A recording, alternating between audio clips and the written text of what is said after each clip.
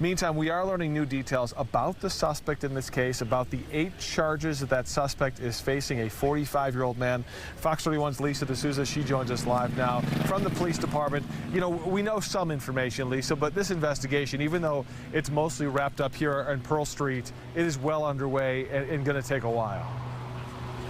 Absolutely. You can imagine that this is going to be a lengthy and certainly a very intricate investigation. We have learned just within the past hour that suspect will be in court at 1:30 this afternoon. Of course, we're going to be on top of it, bringing you the very latest coverage online and on air as well. But to bring down some of the latest details here, that suspect, Mohammed Aubrey Solomon, right now in Boulder County Jail. We know he was arrested at the scene. He has been living in the U.S. He's from Egypt. He's been living in the U.S. here for just about 2 years at this point. It's believed that he lived in the Colorado Springs area, but that is not yet officially confirmed. Let's break down some of the details when it comes to the charges that he faces. One of them is first-degree murder, according to the Boulder County Jail log. Keep in mind here, officials have not said if anyone has died from their injuries. But in addition to that charge, there's also crime against at-risk adults, first-degree assault, and use of explosives or incendiary devices.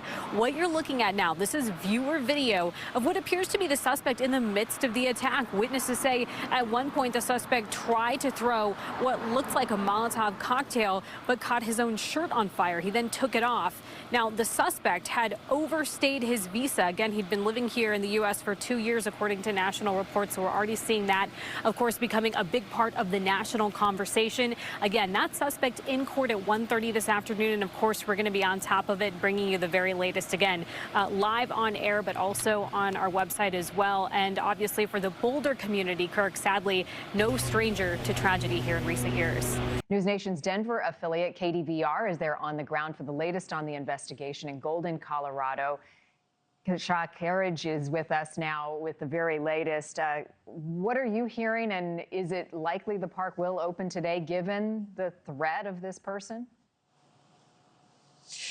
We haven't gotten an update just yet on when that park is going to reopen here, Marnie, but at last update, 2 persons of interest were actually cleared and ultimately believed to have not been involved. And although that suspect is still on the run, local authorities here in Jefferson County believe this was a targeted attack. Let's take a look here at some video from yesterday morning when a seasonal Colorado Parks and Wildlife ranger called for help on a trail at Staunton State Park after being stabbed. Now, this is a popular park about 45 minutes southwest of Denver. It spans nearly 4,000 acres. Law enforcement say there had been an altercation. The park was then shut down, evacuated, and under a shelter-in-place order while law enforcement searched by air and on the ground. 8,500 homes were sent alerts about this incident, and some schools were even put on lockdown. We had radio silence for quite a while, which was difficult when you can't get back in touch with somebody who's actually calling for help. It's rare. In our line of work as law enforcement officers, we do encounter people who want to do us harm. Like you mentioned, law enforcement are looking for a white man in his 30s, about 6 feet tall, 200 pounds, wearing a gray shirt and blue jeans. He has brown hair, but no facial hair. And at last update, that park was still closed this morning. I did reach out to Colorado Parks and Wildlife for an update on when it may reopen. We haven't heard back just yet, but that ranger was in serious condition, but underwent surgery. And at last update there, we heard that he is doing okay. But because he was a seasonal worker, he was not armed and did not have any body camera video. So we'll keep you updated, though, throughout the day as we learn more about a possible arrest in this case. Reporting live in Jefferson County, Colorado, I'm Kasha Carriage for Fox 31 News Nation. All right, Kasha, thank you. It's just shocking that something like this would happen here. Yeah, tough emotions to hear there. We know that the Resource Center just opened up again at 9 o'clock this morning. It will be open until 5 o'clock tonight, and then again tomorrow as well from 9 a.m. to 1 p.m. But obviously such a tough time here for the Evergreen community. And like you said, really has kind of just rippled across the state.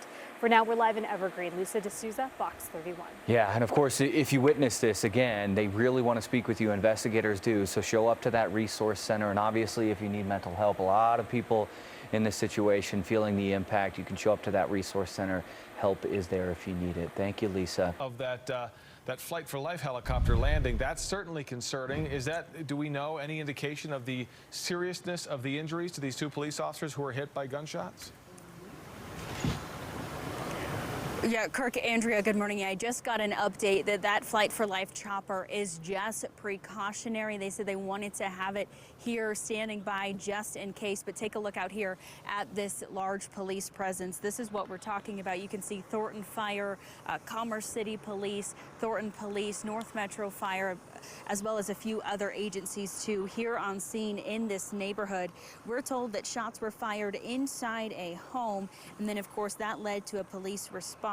2 officers were hit by gunfire. They are being treated by medical units on scene. Now, that's the thing. We don't know the extent of their injuries at this point. So obviously seeing the Flight for Life helicopter here is pretty concerning. Again, this is the 16,000 block of Columbine Street.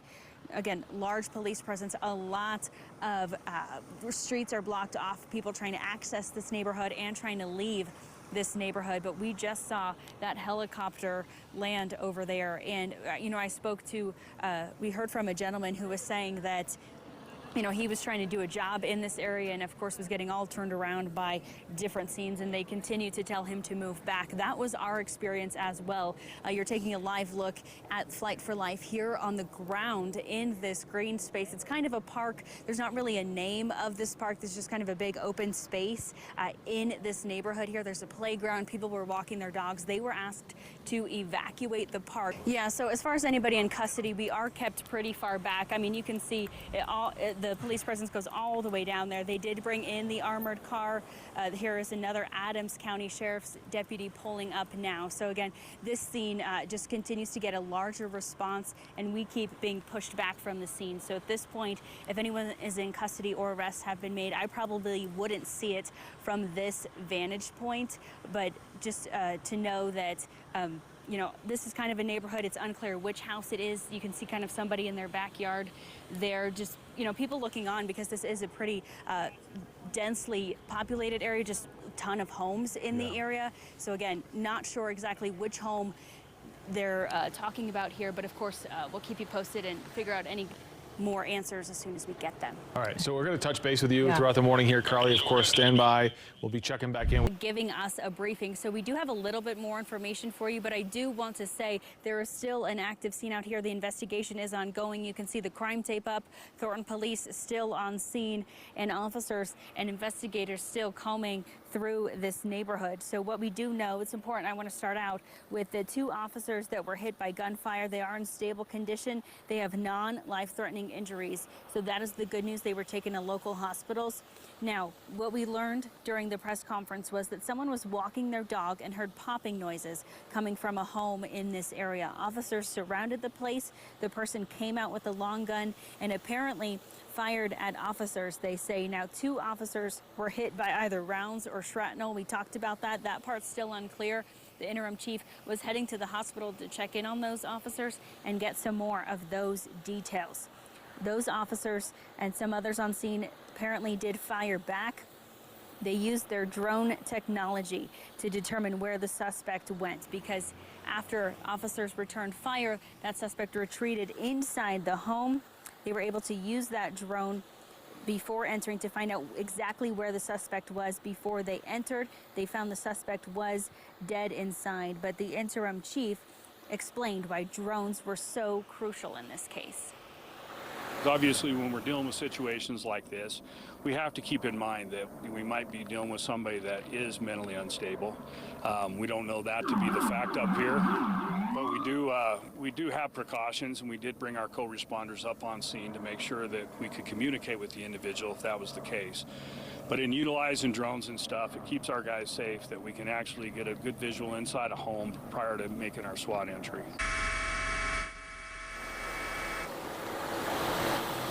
Now, you heard him there say co-responders were dispatched as well. So that's the crew that goes along with police officers to check on the mental health of the person involved, if a negotiation needs to be made, things like that. So what we did learn, and I think what is how we have more questions here, is that we learned that the person inside the home was alone at the time. So if they were hearing popping noises, if those popping noises were indeed gunshots, it does appear that the officers did a sweep of the home, and no one else was inside. So that's the good news. Nobody else was hurt in the situation.